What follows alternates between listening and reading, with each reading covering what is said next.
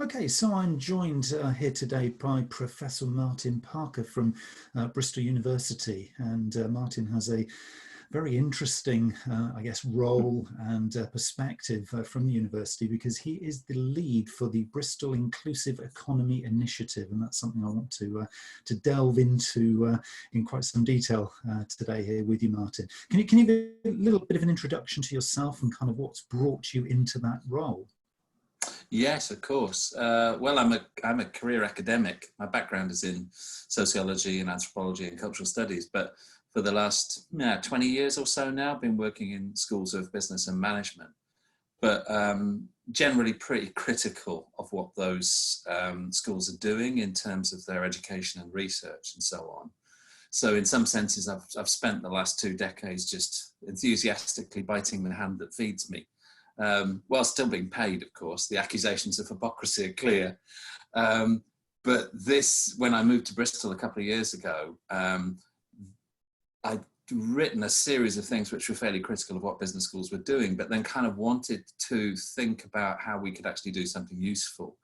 So about 18 months ago now, I repurposed an existing research unit into this thing called the Inclusive Economy Initiative, which is an attempt to glue together the University of Bristol and the City region, particularly focusing on some of the issues around business practice. So a really interesting concept, which I guess has a kind of a playoff in a whole sort of like national debate really about how you kind of meld and sort of join and integrate the more sort of academic kind of approach with a commercial spin. And I think certainly from my experience, kind of more and more, I'm seeing this kind of blending of the two worlds sort of coming together because each has, I guess you could sort of describe sort of complementary things to offer. But I think it's almost like there's a common purpose now. It would be nice to think so. I don't think that's always true. I mean, remember that academics are, curious creatures who are easily distracted by small things. And so they tend to be quite good at focusing on tiny problems and writing articles that nobody ever reads about those tiny problems.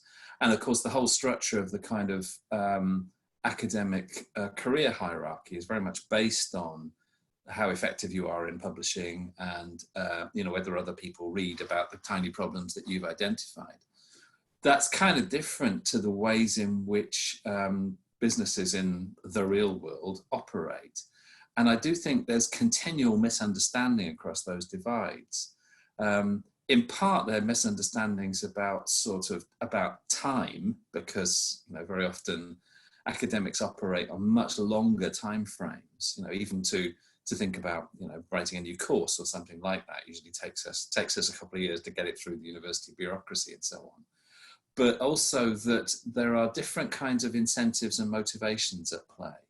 And so very often, even if something looks like a common problem for both people in business and academics, it gets understood and articulated in different kind of ways. So I think there's a real question about almost like the kind of translations that take place between the university and the world of business and management. And there's a lot of work to be done there in terms of thinking about how we can make academic language and business and commercial language work together more effectively, without losing the integrity of either, I think. It's interesting because I think certainly from my perspective, coming at this, I guess, from a more sort of commercial background, very much looking at supporting, organisations, large and small, particularly from a kind of a marketing and communications angle. I think what I'm observing, and this isn't sector specific, I mean, it really is, across all sectors and organisations, large and small, is I'm seeing almost a thirst, I guess you could call it, but certainly an appetite for kind of trying to understand how to take steps into what you might call a brave new world, new future, after the current sort of challenges that everyone's facing, is kind of almost trying to look for guidance and kind of leadership. I know you identified there, sort of some of the small sort of issues that maybe nobody else is sort of thinking about, but I'm guessing kind of tucked away in there are little kind of nuggets of gold. And it's kind of those things which I'm guessing really commercial organizations are almost seeking, because they do have the cash flows to consider, they do have people to be paying for, they do have obviously products and services they need to be continually kind of bringing to market. It's almost like they don't have the space and the time to be able to identify things that academics could. Are you sort of seeing examples? I think there's almost two separate issues there. So one of them is about the kind of crises that we face, whether we're talking in terms of COVID or the climate crisis. And the other one is in terms of the sort of, the permeability of universities to outside interests and ideas. Yeah. So just taking the first one, then I think there is a perception that we're all facing a common crisis, and that many of the, so it's setting aside COVID for now, but that in terms of climate change and so on, that many of the business people I'm talking to can no longer ignore this stuff. It's not possible to click your heels 3 times and imagine you're going to be in Kansas, or do it next Tuesday, whatever it is. It has to be done now. You don't have any choice about that, and that isn't simply about some sort of altruism or whatever. It's an enlightened self-interest thing. If you want to have a business in 10, 15 years time, then you need to play your part in dealing with climate change. So that seems to be bringing people together in some quite unusual ways. So that bit, great. The problem, I think, still is that universities tend to see university-shaped problems in the world, and business people tend to see business-shaped problems in the world. So again, it goes back to that question of how can you construct the university as an institution that is much more permeable, that's much more flexible in terms of its times and spaces, and that can both educate and research about a set of problems that are contemporary but are informed by academic stuff. After all, we don't want universities just to be, glib places selling easy solutions. We should be a bunch of people who are asking hard questions, right? But at the same time, those questions seem now sometimes to have become so obscure and so decorated with complicated language that it really puts people off from trying to engage with some of those ideas. So I think, I see the enormous opportunity, the scary opportunity is kind of the climate emergency, but there's still a lot of work to be done to reshape universities, to make them less interested in themselves and more interested in the world that they inhabit. Kind of introduces the whole concept, I guess, of sort of co-creation. I mean, it kind of sort of extends things beyond just the traditional the partnership, so to speak, where it's like, you commission a relationship with an organization, be it in education or another commercial organization, to kind of solve an initial challenge or issue. This feels much more collaborative, much more of a community that's kind of co-creating solutions, so that you're actually working to a common goal, to identifying what the opportunity is, but then literally coming together to form the solution. So rather than it being almost like a consultative process, it feels like it's much more collaborative.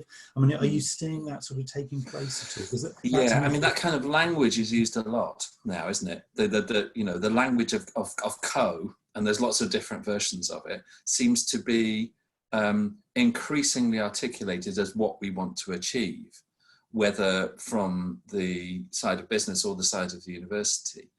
There's still a lot of questions in that co. It's kind of there's a whole bunch of ways in which you can talk about partnership and collaboration and stuff as kind of motherhood and apple pie sort of words, and this sort of idea that we're all friends and all holding hands and so on.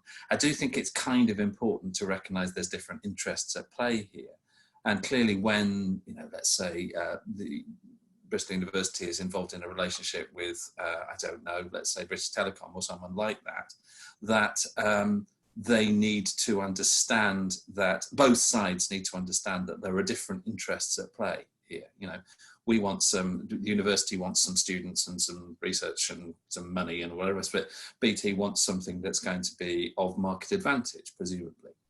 So there are, and underneath the collaboration thing, there are still interests happening. And I think we need to name those sometimes. Otherwise it can just be a kind of a rather glib, almost a sort of collaboration wash for all sorts of entanglements. Yeah. Mm.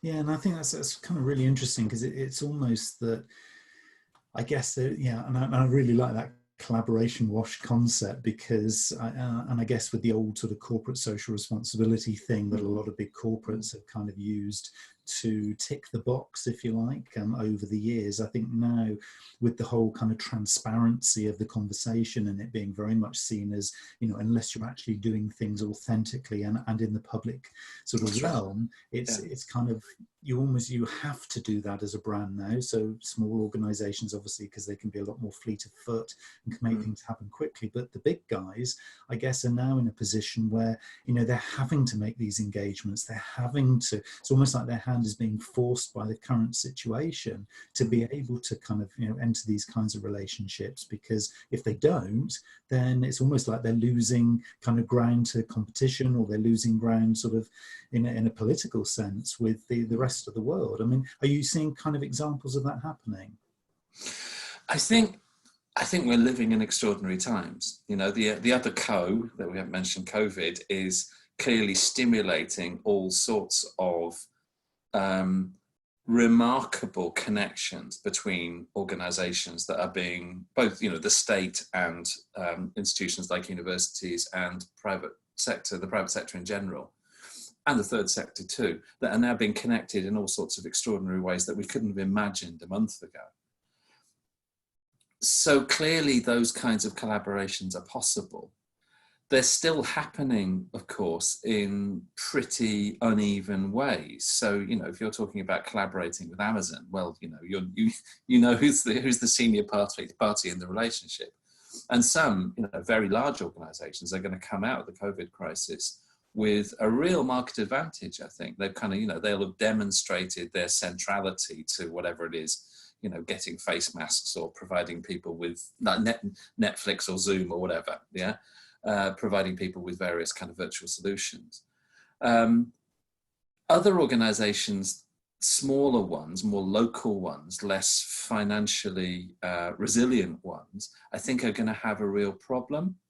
So there's a sense in which when we talk about collaborations, I think we need to be clear that that doesn't mean that all of the little fishies are going to survive, because a lot of the collaborations aren't really collaborations at all. You know, going back to the Amazon example, it's more like you become a client state of something like Amazon, yeah? So yes, I think that we are seeing various collaborations and partnerships taking place.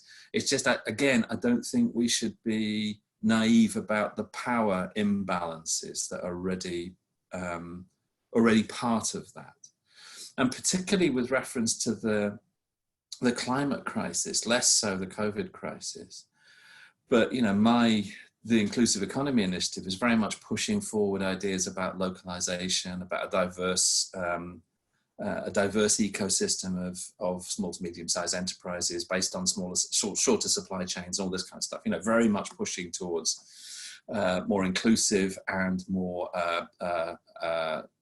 carbon zero economies. That's kind of the opposite direction that we're moving in at present. And what we're seeing is very large forms of organization, which are kind of compensating for the lack of resilience of communities in many ways. So I think there's a lot of politics left to be had after the COVID crisis about how we deal with the climate crisis. You know, do we assume that large forms of state intervention, like, for example, the Green New Deal, you know, building forests of wind turbines and all this kind of stuff, will be the solution, or are we looking to more localized solutions in which, you know, say, for example, the city region of Bristol could start to think about how it sources food from the region, for example, rather than being reliant on international supply chains. Yeah, it's that kind of stuff. So there's, I suppose, what worries me in simple talk about collaboration is the idea that somehow the politics have been stripped out of it, and I think they're still there.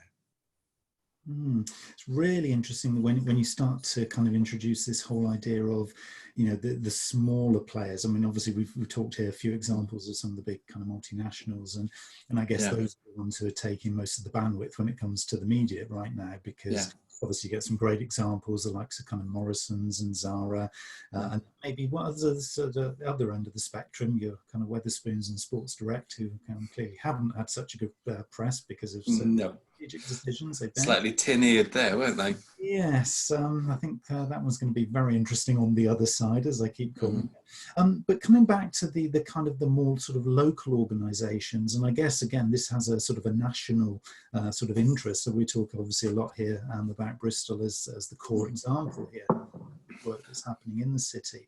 But I think this could potentially play out right across the UK.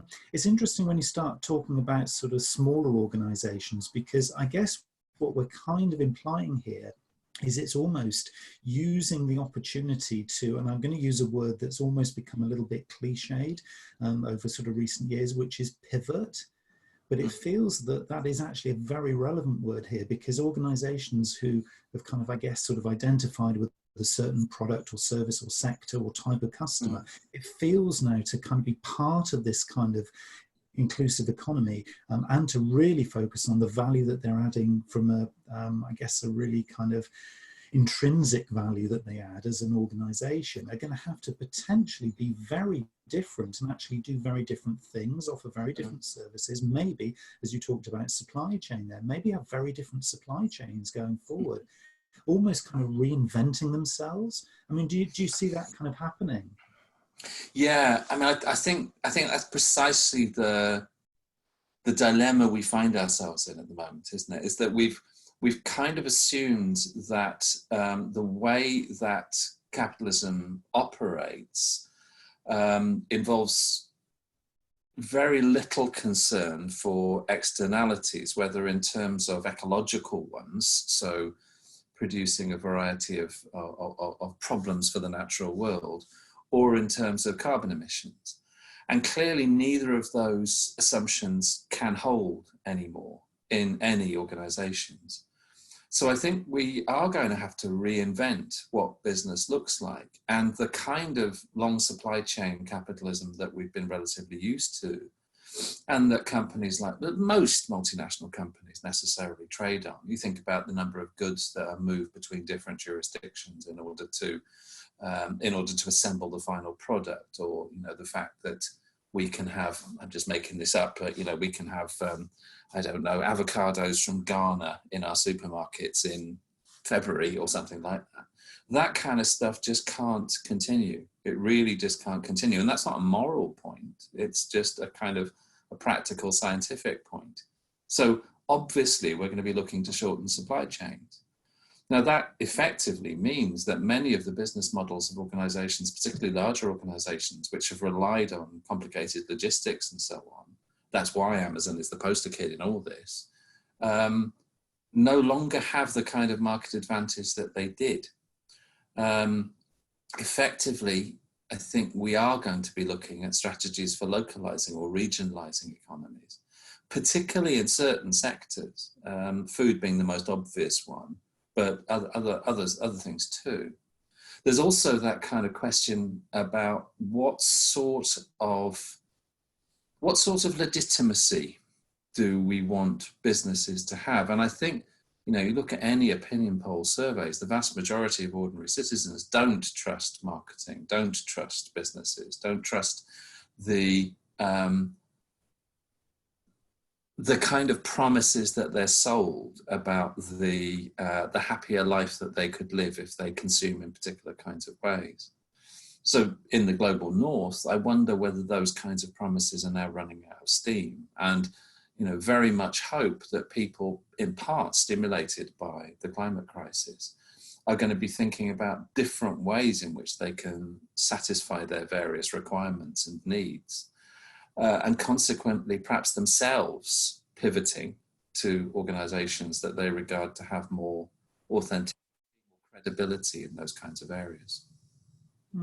So an organisation, let's just take a sort of a typical example, an organisation based in one particular city, could be Bristol, could be elsewhere, who's starting to, I guess, kind of awaken to the opportunity here, both, commercially opportunity, but also doing things for the right reasons, so that a real kind of value and kind of purpose opportunity. Maybe, because of lockdown, they're starting to sort of think a little bit more strategically about, the reason for being.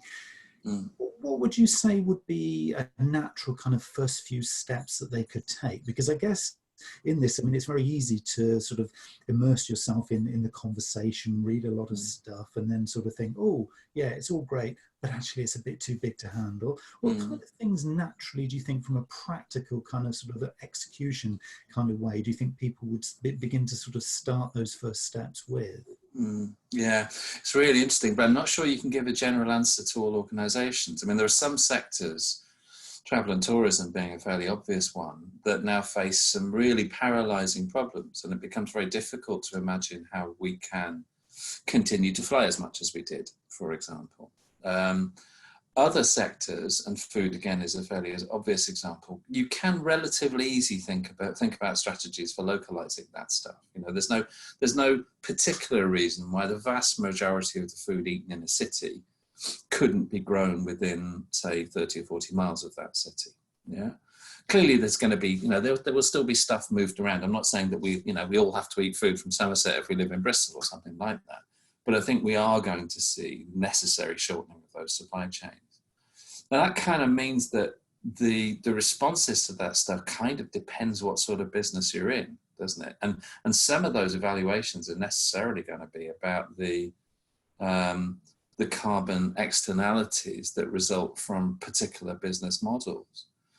So let's say transport, for example, yeah? It's actually relatively easy to decarbonize transportation if we have an alternative energy sector that provides enough excess capacity to produce electricity for electric vehicles. At the moment, of course, that's a bit of a problem for, say, a bus company or some kind of haulier or something like that, because those vehicles are very expensive and they require regular recharging. But if you want to be ahead of the curve, I would have thought it makes sense now to be planning to be shifting your fleet to all renewable power within relatively short order. You'd be pretty dumb not to be doing that now. But again, I don't think that's rocket science. That's just acknowledging the reality of what's going to need to change over the next decade or so if we're going to stand a chance of limiting global warming. It's a really key point, I think, because certainly what I've experienced is that any time I've kind of entered this conversation with a client or an organization that I meet, often it is that commercial spin or that commercial language which enters the conversation. That kind of almost is the starting point. Yeah. So whilst there is this lovely big picture, ethereal kind of better place that we're trying to create, this almost like this nirvana of economics in the future, it's almost like the conversation starting point is, yes, but is there competitive advantage for me in the short term? Can I actually afford to do this? Okay, if we start talking about investment rather than cost, am I still going to see a return? And it's almost like there is this new language that we're trying to form, but we still have to be, I guess, mindful of the existing language and almost like the commercial realities of survival. And I guess you're seeing that certainly from your perspective as well. Absolutely. I think, again, there are very different organizations involved in this stuff, aren't there? So, in my work, sometimes I'm talking to let's say a relatively small cooperative based somewhere in Bristol that's already doing some quite good things and is very conscious of its carbon emissions, and everybody cycles to work and all the rest of it. And they're trying to find ways in which they can do more of that stuff, but essentially they're already on that path. So it's relatively easy for me to talk to them and have conversations about, how can the university help you and blah, blah, blah, that kind of stuff. On the other hand, if I'm having a conversation with, let's say, Airbus, which I have, that's a bit trickier because obviously Airbus's operating model, I'm not being moralistic here or anything. It's just a fact. Airbus's operating model currently is carbon intensive. It's really, it's difficult to get away from that. So any conversation you're going to have with them is going to necessarily have to take that stuff into account. It's no good walking in there, singing Kumbaya and talking about how lovely tomorrow is going to be and so on, because that's just not going to work. It's not going to have any leverage over them. the the really important issue, I think, is that these organizations have to see the self-interest in pivoting, to use your metaphor. If they don't, then they're unlikely to do it. They're more likely just to buy time, to imagine that their successor can do it, to worry about that tomorrow. Human beings are incredibly good at doing that, aren't they? You know, just pretending that it won't be our problem. But collectively, we can't do that anymore, and we can't afford to have organisations that do that anymore. The most salutary lesson is the one that Mark Carney, the ex-governor of the Bank of England, has been trying to deliver for the last 2 years or so, which is about carbon-intensive organisations and stranded assets. You know, any company that's involved heavily in the extraction and burning of hydrocarbons is going to see its operating model drop off a cliff in the next couple of years.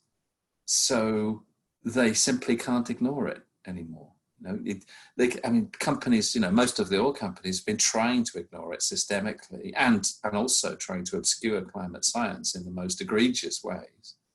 They can no longer do that. It's simply not possible for anybody on this planet to ignore this stuff anymore, apart from Donald Trump, I think.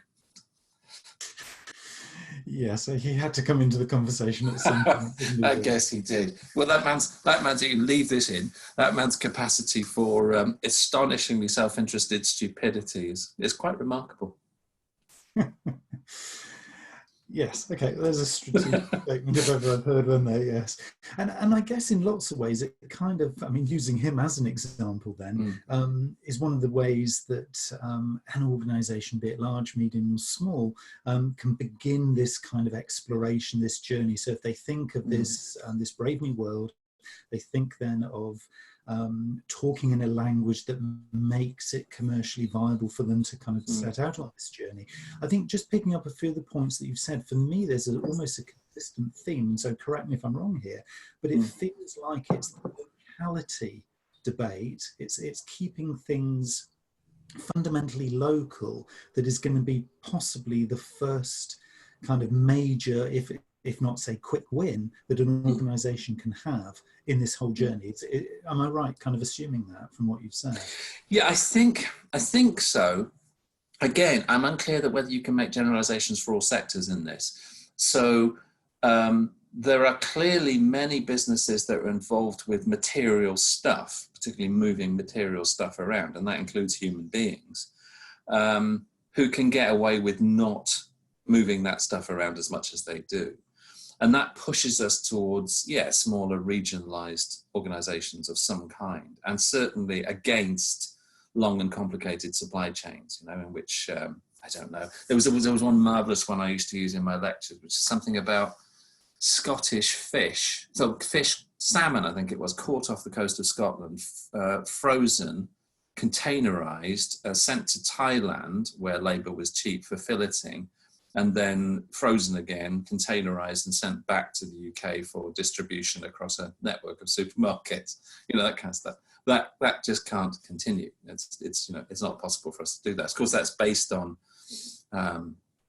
differentials between different sorts of labour markets, and it's not surprising that organisations take advantage of that. The reason they take advantage of it is because effectively they can ignore the carbon cost because containerisation has been so cheap.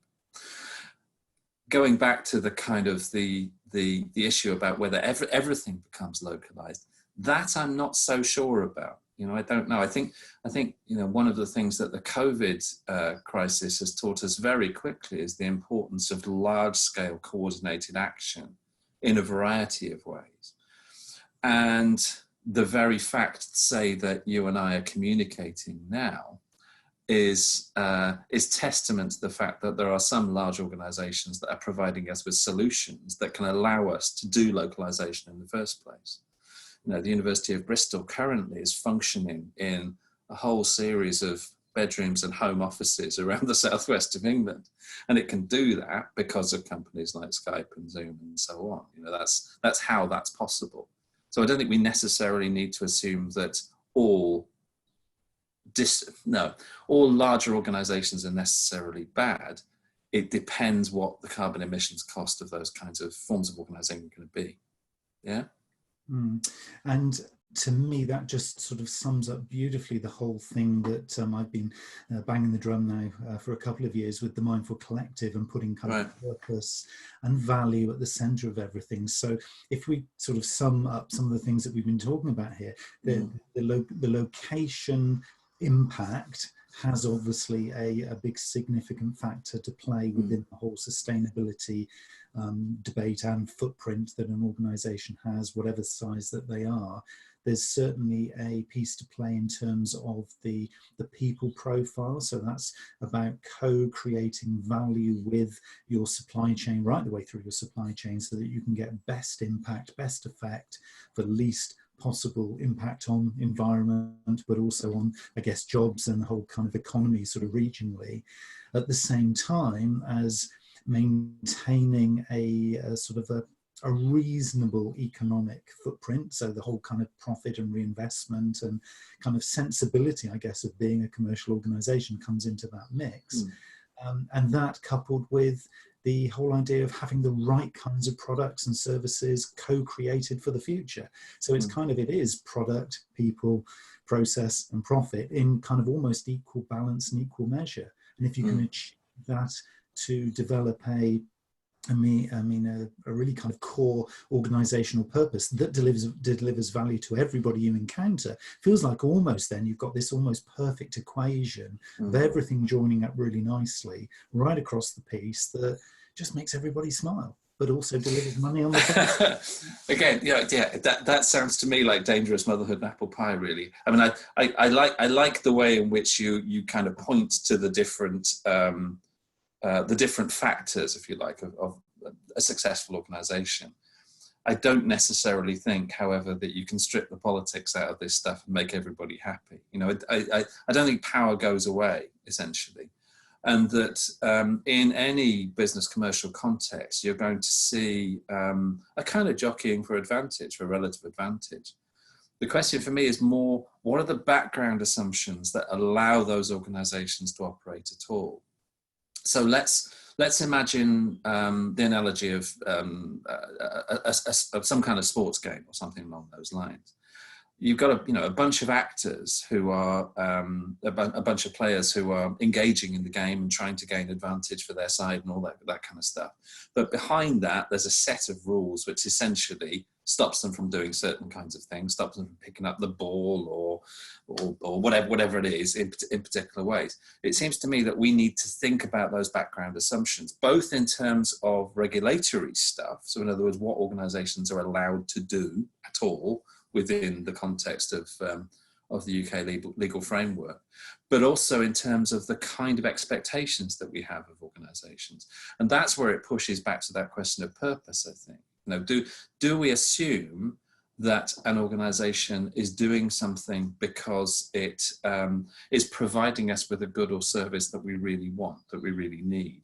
And this, you know, we can enact this fairly dramatically by thinking about the difference between, say, a company like McDonald's and a company, well, I won't name names because it's too much like advertising, say a local Bristol cafe chain of some kind. McDonald's, whatever its credentials, is a large multinational organization that's primarily oriented towards providing value for its shareholders. It's not particularly interested in making you or I happy. You know, I mean, that's an unintended consequence of its business model, but essentially its business model is focused on shareholder value. The particular cafe chain I'm thinking of recently stopped supplying any takeaway cups because they were worried about plastic and so on, and they didn't want to be engaging in that kind of stuff anymore. The owner of this particular chain reckons that cost the organisation a lot of cash. There was some fairly big sums being mentioned, because obviously some people walk in and asking for a takeaway, and they were told you can't have one unless you've got your own keep cup. So a lot of business was walking out the door. But that gave me an enormous amount of faith in that organisation.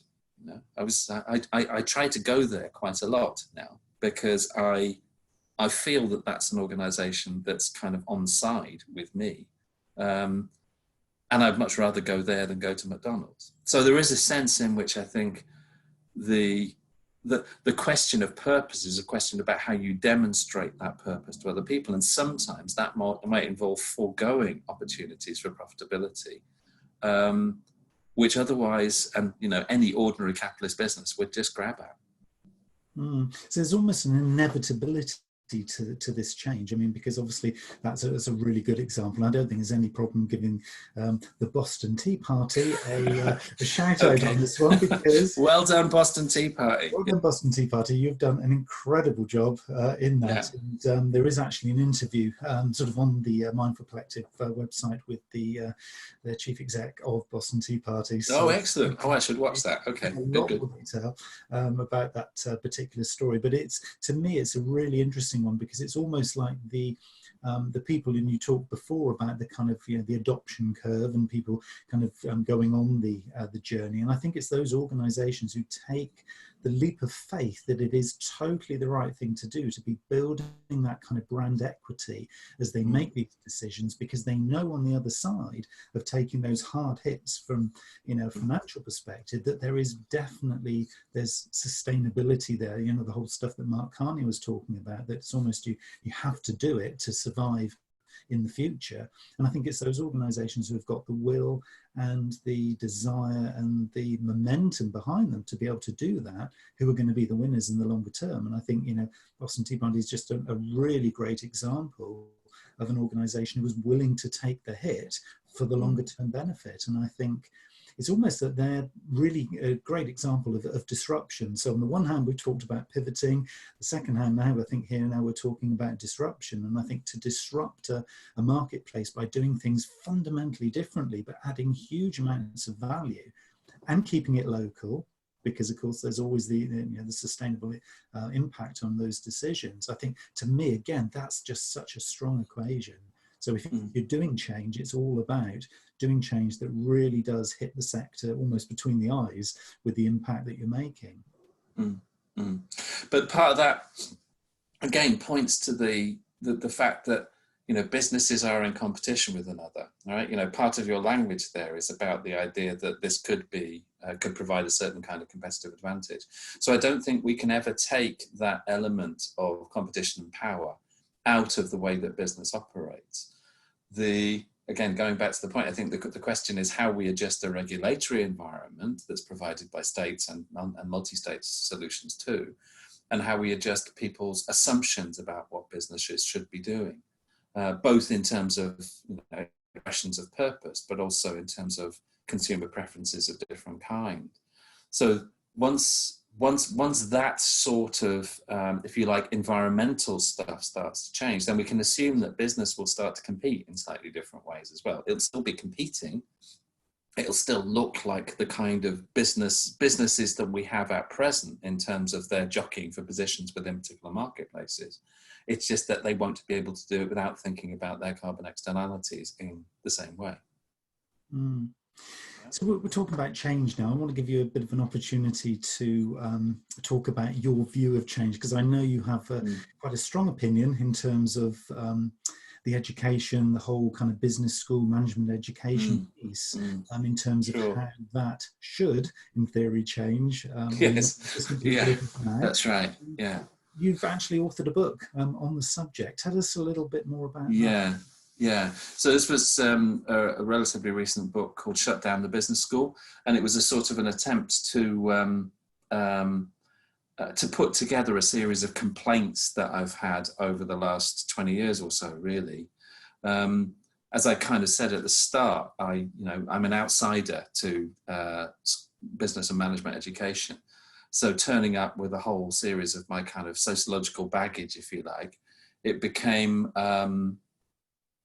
increasingly difficult for me not to say something about the way in which I thought business and management education and research was reproducing some very dangerous ideas about the way that business education should be continued. So this book is essentially a kind of compilation of my complaints, really. Well, Reece, the first 5 chapters are the miserable bits, in which I talk about, I explain what's wrong with management education globally, and then the next 5 chapters are the lovely bits in which I explain what we can do about it and how business education needs to change.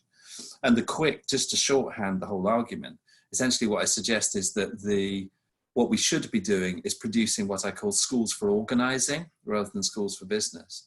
And because organizing to me is a kind of a generous and general term for all sorts of ways in which human beings can come together with each other and various technologies and the natural world in order to produce different kinds of value. And I think we need to be teaching and understanding those things in a much more holistic way than we do. At the moment, essentially business schools, 99% of the time, in 99% of the business schools across the globe, reproduce a set of assumptions about corporate capitalism and essentially capital finance. And they do this kind of relentlessly, almost entirely tone deaf to the way in which the world is changing around them. It seems to me vital now that we start teaching about things like cooperatives and mutuals and local money and localization. And every single module we teach, every single course we teach has to make reference to carbon reduction strategies. There's no excuse not to do this anymore. We can't have a separate module that does ethics and corporate social responsibility, or something on sustainability somewhere in the curriculum. Everything has to be about this. The reason it's so important is that business schools educate in this country, in the UK, something like 1 in 7 of the students who are going through universities currently doing some version of business and management. This is an opportunity to influence the way that people think about business on a wholesale scale. And we should be grasping that stuff. Instead, at the moment, business schools are essentially just jockeying for position and selling magic fairy dust about the future. If you look at most business school websites, they're still basically telling you that if you go to X university, you will get a better salary than someone who goes somewhere else, or that they will give you an exciting life, and the images that they'll sell will be of you jumping onto planes and doing thrilling things, so they do. And I just don't think it's responsible to be selling that stuff anymore. So essentially the book argues that what we should be doing is radically redesigning the curriculum, also probably redesigning the ways in which universities are reliant so heavily on business school funding, because that's part of the story here, one I won't go into today. But effectively, the metaphor that I've used on several occasions is bulldozing the business school and building something else. I don't think this is about reform. I think it's about a radical revision of what we think of as education for organising.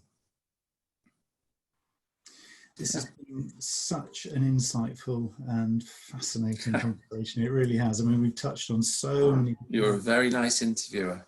Well, you're a very good interviewee, I have to say, because I think what we've kind of covered is just so many different kind of facets and angles and things for people to really be thinking about.